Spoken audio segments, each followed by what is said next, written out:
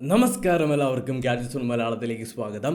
ഇന്നത്തെ വീഡിയോയിൽ നമ്മൾ നോക്കാൻ പോകുന്നത് OPPO F19, അതായത് ഇന്ന് ലോഞ്ച് ആയിട്ടുള്ള OPPO F19ൻ്റെ ഒരു ഫസ്റ്റ് റിവ്യൂ ആണ് ആൻഡ് ഒരു ക്വിക്ക് അൺബോക്സിങ്. നമുക്ക് ബോക്സിനകത്ത് നമ്മുടെ ഡിവൈസ് കിട്ടുന്നുണ്ട്, ഒരു ക്ലിയർ കേസ് കിട്ടുന്നുണ്ട്, യൂസർ മാനുവൽ കിട്ടുന്നുണ്ട്, 33 വാട്ട്സിൻ്റെ ഒരു ഫ്ലാഷ് ചാർജിങ് ഡോക്ക് കിട്ടുന്നുണ്ട്, ഒരു USB Type-C കേബിൾ കിട്ടുന്നുണ്ട്, ഒരു ഇയർഫോൺ കിട്ടുന്നുണ്ട്.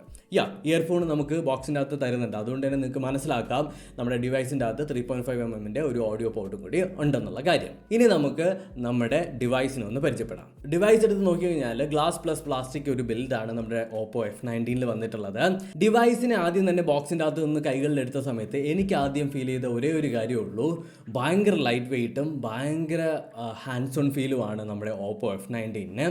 പറയാതിരിക്കാൻ വയ്യ, നല്ലൊരു ഹാൻഡ്സ് ഓൺ ഫീലാണ് നമുക്ക് കിട്ടുന്നത്. നമുക്ക് വേറെ ഡിവൈസൊക്കെ ആയിട്ട് കമ്പയർ ചെയ്യുന്ന സമയത്ത് ഇത് ഭയങ്കര ലൈറ്റ് വെയ്റ്റ് ആയിട്ട് ഫീൽ ചെയ്യുന്നുണ്ട്. അതുമാത്രമല്ല ഭയങ്കര സ്ലീക്ക് ആയിട്ട് ഫീൽ ചെയ്യുന്നുണ്ട്. നമ്മുടെ കൈകളിൽ വളരെ കംഫി ആയിട്ട് തന്നെ ഈ സാധനം ഇരിക്കും. അതാണ് ആദ്യം ഈ ഒരു ഡിവൈസ് കൈകളിലെടുത്ത സമയത്ത് എനിക്ക് ഫീൽ ചെയ്തിട്ടുള്ള കാര്യം. ഇനി നമുക്ക് ഡിവൈസിൻ്റെ ഫിസിക്കൽ ഓവർവ്യൂ ഒന്ന് പരിചയപ്പെടാം. ഡിവൈസിന് ഒന്നെടുത്ത് നോക്കിക്കഴിഞ്ഞാൽ ഫ്രണ്ടിലായിട്ട് നമുക്ക് ആദ്യം തന്നെ കാണാൻ പറ്റുന്നത് 6.4 ഇഞ്ചിൻ്റെ ഒരു punch whole AMOLED full HD+ display ആണ്. 2400x1080p ആണ് ഇതിൻ്റെ പിക്സൽ റെസൊല്യൂഷൻ എന്ന് പറയുന്നത്. 60 Hz ആണ് റിഫ്രഷ് റേറ്റ് ആയിട്ട് വരുന്നത്. ബ്രൈറ്റ്നസ് ലെവൽ നോക്കിക്കഴിഞ്ഞാൽ 420 nits ആണ് ഇതിൻ്റെ ബ്രൈറ്റ്നസ് ലെവൽ എന്ന് പറയുന്നത്. ടോപ്പ് സൈഡ് നോക്കിക്കഴിഞ്ഞാൽ നമ്മുടെ ഇയർ പീസ് കാണാനായിട്ട് പറ്റും. ബോട്ടം സൈഡ് നോക്കിക്കഴിഞ്ഞാൽ നമ്മുടെ ഒരു സ്പീക്കർ വെൻസും ഒരു Type-C പോർട്ടും അതുപോലെ തന്നെ 3.5mm ഒരു ഓഡിയോ ജാക്ക് പോർട്ടും കാണാനായിട്ട് പറ്റും. ലെഫ്റ്റ് സൈഡിലേക്ക് വന്നു കഴിഞ്ഞാൽ നമ്മുടെ വോളിയം റോക്കർ കാണാം, അതുപോലെ തന്നെ സിം ട്രേയും കാണാനായിട്ട് സാധിക്കും. റൈറ്റ് സൈഡിലാണ് നമ്മുടെ പവർ ബട്ടൺ കൊടുത്തിട്ടുള്ളത്.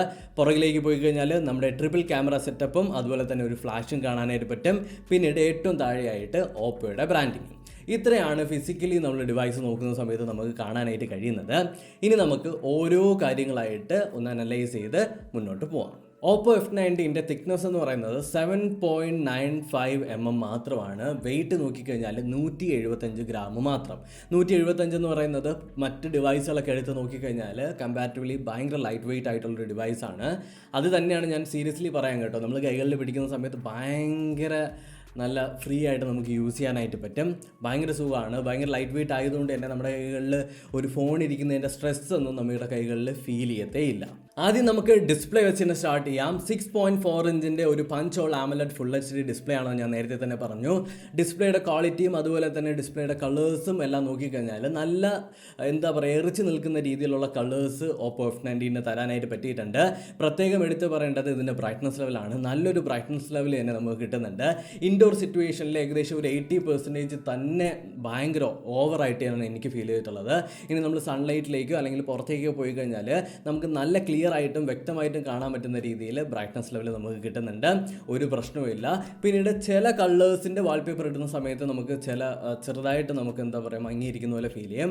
അപ്പാർട്ട് ഫ്രം ദാറ്റ് നല്ല ബ്രൈറ്റ് ആയിട്ടുള്ളതും നല്ല കളേഴ്സ് തരുന്നതായിട്ടുള്ള ഡിസ്പ്ലേ ആണ്. ഈ ഒരു ഡിവൈസിൽ എനിക്ക് എടുത്തു പറയണമെന്ന് തോന്നുന്ന ഒരു കാര്യവും ഇതിൻ്റെ ഡിസ്പ്ലേ തന്നെയാണ്.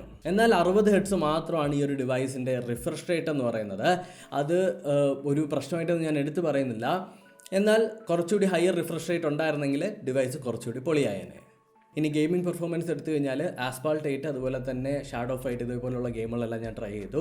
കോൾ ഓഫ് ഡ്യൂട്ടി മൊബൈൽ ഇതെല്ലാം ട്രൈ ചെയ്തു. ഇതിലൊന്നും ഒരു തരത്തിലുള്ള പ്രശ്നവും എനിക്ക് ഫീൽ ചെയ്തിട്ടില്ല. ഭയങ്കര ബട്ടറി സ്മൂത്ത് ഗെയിം പ്ലേ ഒന്നുമല്ല, എന്നാൽ നല്ല രീതിക്ക് തന്നെ നമുക്ക് കളിക്കാൻ പറ്റുന്ന ഗെയിം പ്ലേ തന്നെയാണ്. എടുത്ത് പറയത്തക്ക പ്രശ്നമൊന്നുമില്ല. ആസ്പാൾട്ട് 8 അവിടെ ഇവിടെ ആയിട്ട് ചെറിയ ഹിക്കപ്പും ലാഗും ഉണ്ടെങ്കിലും ബാക്കിയുള്ള കാര്യങ്ങളെല്ലാം പെർഫെക്റ്റ് ആയിട്ട് തന്നെ ഫീൽ ചെയ്തു. പിന്നീട് എടുത്ത് പറയേണ്ടത് ഇതിനകത്ത് ഗെയിം കളിക്കുന്ന സമയത്തും അല്ലെങ്കിൽ ഇൻറ്റൻസീവ് ആയിട്ടുള്ള പ്രോസസ്സ് ചെയ്യുന്ന സമയത്തുള്ള ഹീറ്റ് മാനേജ്മെൻറ്റ്. ഡിവൈസ് നല്ല രീതിക്ക് തന്നെ ഹീറ്റ് മാനേജ് ചെയ്ത് പോകുന്നുണ്ട്. നല്ല ഇൻറ്റൻസീവായിട്ട് ഏകദേശം ഒരു 2 hours 3 hours സ്ട്രെയിറ്റ് ആയിട്ട് നമ്മൾ കോൾ ഓഫ് ഡ്യൂട്ടി മൊബൈൽ കളിച്ചിട്ടും ഒരു മിനിമൽ ടെമ്പറേച്ചർ മാത്രമേ ഡിവൈസ് ആയിട്ടുള്ളൂ. അതിൽ അല്ലെങ്കിൽ ടെമ്പറേച്ചർ മാനേജ്മെൻറ്റിൽ OPPO നല്ലതുപോലെ ശ്രദ്ധിച്ചിട്ടുണ്ടെന്ന് എനിക്ക് ഫീൽ ചെയ്തിട്ടുണ്ട്. അതും ഈ ഒരു പ്രൈസ് റേഞ്ചിൽ വരുന്ന ഒരു ഡിവൈസിൻ്റെ അകത്ത്. അപ്പോൾ പ്രൈസ് റേഞ്ചിനെ കുറിച്ച് പറയാം. 18,990 രൂപയാണ് ഈ ഒരു ഡിവൈസിൻ്റെ ഇന്ത്യൻ മാർക്കറ്റിലെ price. 6 GB RAM 128 GB internal storage വരുന്ന വേരിയൻറ്റ്. ഇനി ക്യാമറ, ഒരു ട്രിപ്പിൾ ക്യാമറ സെറ്റപ്പാണ് ഇതിനകത്ത് വരുന്നത്. 48 മെഗാ പിക്സലിൻ്റെ ഒരു മെയിൻ ക്യാമറയും 2 മെഗാ പിക്സലിൻ്റെ ഒരു ഡെപ്ത് ക്യാമറയും പിന്നീട് ഒരു 2 മെഗാ പിക്സലിൻ്റെ ഒരു മാക്രോ ക്യാമറയും. 48 മെഗാ പിക്സലിൻ്റെ മെയിൻ ക്യാമറ എടുത്തു കഴിഞ്ഞാൽ അത്യാവശ്യം നല്ല ഡീസൻ്റ് ആയിട്ടുള്ള ഫോട്ടോസൊക്കെ തന്നെയാണ് എടുക്കുന്നത്. എന്നാൽ എടുത്തു പറയേണ്ടത് ഇതിൻ്റെ കളേഴ്സിലാണ്. കളേഴ്സ് എല്ലാം വളരെ നാച്ചുറലായിട്ട് തന്നെ ഉണ്ട്. അതുപോലെ തന്നെ ഹൈലൈറ്റ്സും ബ്ലാക്സ് എല്ലാം വളരെ കൃത്യമായിട്ട് തന്നെ എനിക്ക് ഫീൽ ചെയ്യുന്നുണ്ട്. നല്ല സൺസെറ്റി മൂഡൊക്കെ ആണെന്നുണ്ടെങ്കിൽ നല്ല ഫോട്ടോസ് തന്നെ അതിനകത്ത് കിട്ടുന്നുണ്ട്. ബട്ട് ഡീറ്റെയിൽസിൽ ഒരു കുറവ് എനിക്ക് അവിടെ ഇവിടെ ആയിട്ട് ഫീൽ ചെയ്തിട്ടുണ്ട്. ബട്ട് അത് എടുത്തു പറയത്തക്ക ഒരു പ്രശ്നമൊന്നുമല്ല, ഇറ്റ്സ് ഓക്കെ. മാക്രോ ക്യാമറയിൽ എടുത്ത ഷോട്ട്സ് എല്ലാം നോക്കിക്കഴിഞ്ഞാൽ ഫോക്കസിങ്ങിന് നല്ലതുപോലെ സ്ട്രഗിൾ ചെയ്യുന്നുണ്ടെങ്കിലും അത്യാവശ്യം നല്ല മാക്രോ ഷോട്ട് എടുക്കുന്നുണ്ട്. ബട്ട് നിങ്ങൾ ഒരിക്കലും കൂടുതലൊന്നും എക്സ്പെക്ട് ചെയ്യരുത്. ഭയങ്കര ഹൈ എൻഡ് ഡിവൈസുകൾ എടുക്കുന്ന പോലത്തെ മാക്രോ ഷോട്ട്സ് ഒന്നും ഇതിനെടുക്കാനായിട്ട് പറ്റില്ല. നമ്മളെപ്പോഴും ഈ ഒരു ബഡ്ജറ്റ് മുന്നിൽ കണ്ടുകൊണ്ടായിരിക്കണം നമ്മൾ ഇതിൻ്റെ റിവ്യൂ പറയാനായിട്ട്. ഒരു AI ക്യാമറയാണ് ഓപ്പോയിനകത്ത് ഇൻ്റഗ്രേറ്റ് ചെയ്തിട്ടുള്ളത്. അതുകൊണ്ട് തന്നെ ലൈറ്റിംഗ് കണ്ടീഷൻസ് എല്ലാം അഡാപ്റ്റ് ചെയ്തുകൊണ്ട് ഏതൊരു സിറ്റുവേഷൻ ആണെങ്കിലും അതെല്ലാം അഡാപ്റ്റ് ചെയ്തുകൊണ്ട് തന്നെ നല്ല രീതിക്കുള്ള ഫോട്ടോസ് എടുക്കുന്നുണ്ട്. ഡീസൻറ്റ് ക്വാളിറ്റി ഫോട്ടോസ് എടുക്കുന്നുണ്ട് പ്രിസൈസ് ആയിട്ട് പറയുകയാണെങ്കിൽ. ഇനി ഇതിൻ്റെ ബാറ്ററി നോക്കിക്കഴിഞ്ഞാൽ 5000 mAh ഒരു ലിഥിയം അയൺ ബാറ്ററിയാണ് ഈ ഒരു കുഞ്ഞ് ഡിവൈസിൻ്റെ അകത്ത് ഓപ്പോ ഇൻ്റഗ്രേറ്റ് ചെയ്തിട്ടുള്ളത്. ആക്ച്വലി ഈ ഒരു ഡിവൈസ് ഇത്രയും സ്ലിം ആയിട്ടും ഇത്രയും വെയിറ്റ് കുറച്ച് വരുന്ന സമയത്ത് എല്ലാവരും ചോദിച്ചൊരു ക്വസ്റ്റ്യനാണ്, എങ്ങനെയാണ് 5000 mAh ഒരു ബാറ്ററി ഇതിൻ്റെ അകത്തേക്ക് കയറ്റിയിട്ടുള്ളതെന്ന്. Die casting aluminium alloy technology എന്ന് പറഞ്ഞിട്ടുള്ളൊരു ടെക്നോളജി യൂസ് ചെയ്തിട്ടാണ് അവരിത് പോസിബിൾ ആക്കിയിട്ടുള്ളത്. ഇതിൻ്റെ ഈ ഒരു ഡിവൈസിൻ്റെ CPU കവർ അല്ലെങ്കിൽ CPU കവർ ചെയ്യുന്ന ഭാഗം 0.21 mm മാത്രമാണ് അതിൻ്റെ തിക്നെസ് എന്ന് പറയുന്നത്. അതുകൊണ്ട് തന്നെ ഇവർക്ക് നല്ല രീതിക്ക് തന്നെ സ്പേസ് മെയിൻറ്റെയിൻ ചെയ്തുകൊണ്ട് വളരെ സ്ലിം ആക്കാനായിട്ട് പറ്റിയിട്ടുണ്ട്. ആ ഒരു 3D കർവ് പോലും അവർക്ക് ചെയ്യാനായിട്ട് സാധിച്ചു എന്നാണ് അവരുടെ ഇൻറ്റേർണൽ റിപ്പോർട്ട്സ് പറയുന്നത്. ഏതൊരു ടെക്നോളജിയോ ആവട്ടെ, നമുക്ക് നല്ല രീതിക്ക് സ്ലിം ആയിട്ടുള്ളതും വെയ്റ്റ്ലെസ് ആയിട്ടുള്ളൊരു ഡിവൈസ് കിട്ടുന്നുണ്ട്. ഇനി ഈ ഒരു ബാറ്ററിയുടെ ഫാസ്റ്റ് ചാർജിങ്ങിൻ്റെ കുറച്ച് കാര്യങ്ങൾ ഞാൻ പറഞ്ഞുതരാം. 5 മിനിറ്റ് നിങ്ങൾ ചാർജ് ചെയ്ത് കഴിഞ്ഞാൽ 5.5 hours ടോക്ക് ടൈം കിട്ടുമെന്നാണ് കമ്പനി പറയുന്നത്. അതുപോലെ തന്നെ 5 മിനിറ്റ് ചാർജ് ചെയ്ത് കഴിഞ്ഞാൽ നിങ്ങൾക്ക് 2.2 hours യൂട്യൂബ് കാണാനും പറ്റും. ഇതാണ് അതിൻ്റെ കണക്ക്. അതായത് OPPO F19 എന്ന് പറയുന്ന ഡിവൈസ് 72 മിനിറ്റ് കൊണ്ട് 0 to 100 ചാർജിലേക്ക് കയറുമെന്നർത്ഥം. ഓപ്പോ ഈ ഒരു ഡിവൈസിൻ്റെ അകത്ത് കുറേ നല്ല നല്ല ഫീച്ചേഴ്സ് ഇൻ്റഗ്രേറ്റ് ചെയ്തിട്ടുണ്ട്. ഫീച്ചേഴ്സ് ഞാൻ ജസ്റ്റ് പറഞ്ഞു പോവാണ്.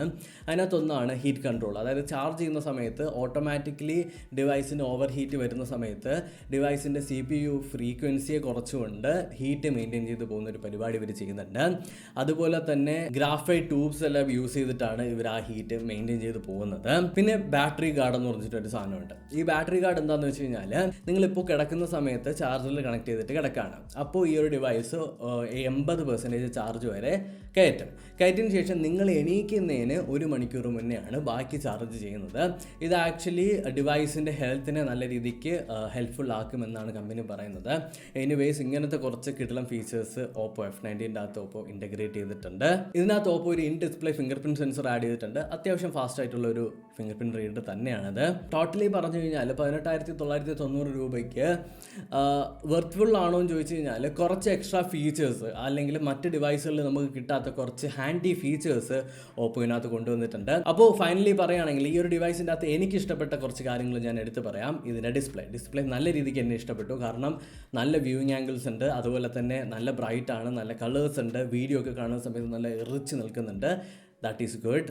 ഇനി ഈ ഡിവൈസിൻ്റെ ബാറ്ററി ബാക്കപ്പിനെ കുറിച്ചിട്ട് വളരെ എടുത്ത് തന്നെ പറയണം. നല്ലൊരു ഫാസ്റ്റ് ചാർജിങ് ഇതിനകത്ത് കിട്ടുന്നുണ്ട്. അതുപോലെ തന്നെ ബാറ്ററി ബാക്കപ്പും ഏകദേശം 1.5 ദിവസം വരെ എനിക്ക് നല്ല ഇൻറ്റൻസീവായിട്ട് യൂസ് ചെയ്തിട്ട് നമുക്ക് അവസാനം ഒരു 15%, 10% കൊണ്ട് എത്തിച്ചിട്ടുണ്ട്. അപ്പോൾ അത്രത്തോളം ബാക്കപ്പ് ഈ ഒരു ഡിവൈസിൽ നമുക്ക് കിട്ടുന്നുണ്ടെന്ന് തന്നെ പറയേണ്ടി വരും. ഇത് ജസ്റ്റ് ഒരു 4 ദിവസം യൂസ് ചെയ്തിട്ടുള്ള ഒരു എക്സ്പീരിയൻസ് മാത്രമാണ് ഞാൻ നിങ്ങളുമായിട്ട് ഷെയർ ചെയ്യുന്നത്. ഈ ഒരു ഡിവൈസിൽ മറ്റ് സ്മാർട്ട് ഫോണിൽ നമുക്ക് കിട്ടാത്ത പല ഹാൻഡി AI ഫീച്ചേഴ്സും തരുന്നതുകൊണ്ട് തന്നെ നമുക്ക് കുറച്ചുകൂടി യൂസ് ചെയ്യാനായിട്ട് എളുപ്പമായിട്ട് എനിക്ക് ഫീൽ ചെയ്തിട്ടുണ്ട്. അപ്പോൾ മൊത്തത്തിൽ പറയുകയാണെങ്കിൽ 18,990 റുപ്പീസിൻ്റെ അകത്ത് നിങ്ങൾക്ക് വേണമെങ്കിൽ പർച്ചേസ് ചെയ്യാൻ പറ്റുന്ന ഒരു ലൈറ്റ് വെയ്റ്റ് ആയിട്ടുള്ളതും നല്ല ഹാൻഡ്സ് ഓൺ ഫീൽ ഉള്ളതും ഒരു നല്ല ബാറ്ററി ബാക്കപ്പ് ഉള്ളതും നല്ലൊരു ഡിസ്പ്ലേ ഉള്ള ഒരു സ്മാർട്ട് ഫോണായിട്ട് എനിക്ക് തോന്നി.